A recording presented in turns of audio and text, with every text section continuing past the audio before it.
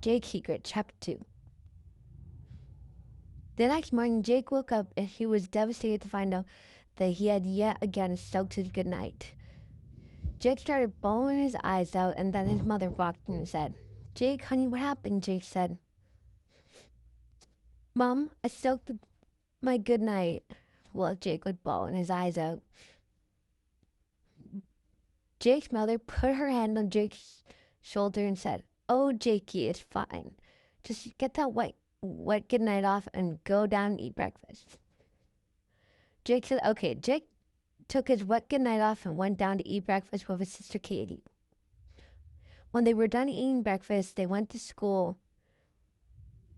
Once they got to school, Jake and Katie said goodbye to their mother and went to meet up with their friends. Jake met up with Doug and Drew, and they were talking about the sleepover that is happening tomorrow night. They were talking about plans and stuff to do to keep themselves entertained.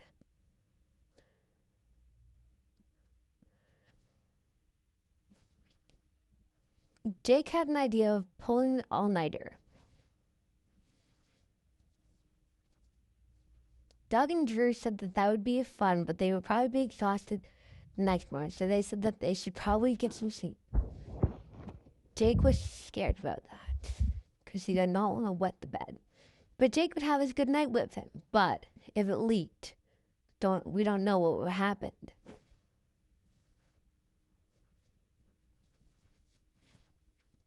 In English class, the teacher told them to write about a challenging moment in their life, and it had to be 1,000 words, and it was due tomorrow. Jake said, this should be easy. But there was one problem. He didn't know what to write about. But there was something he could write about, but he did not want to write about his bedwetting. Jake found out another thing to write about, and at the end of the class, Jake was done his essay, so he didn't need to do it for homework. The bell rang to go to lunch, so Jake, Doug, and Drew, they all went to the cafeteria. All three of them ordered pizza, and they all ate it while they were laughing.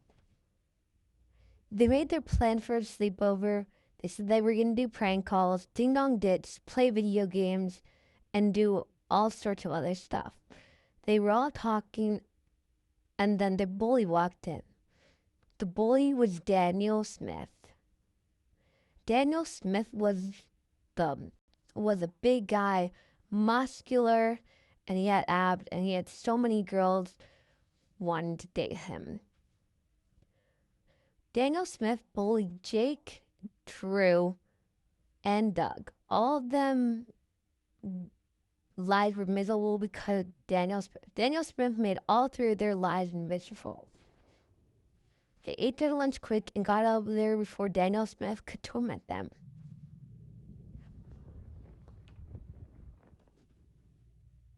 A few minutes later, they were done eating their lunch, so they walked out into the hall where they saw Katie and her friends.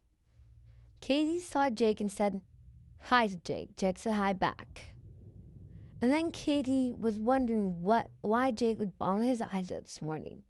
She had no clue, but she wanted to find out. But she didn't know what she could do.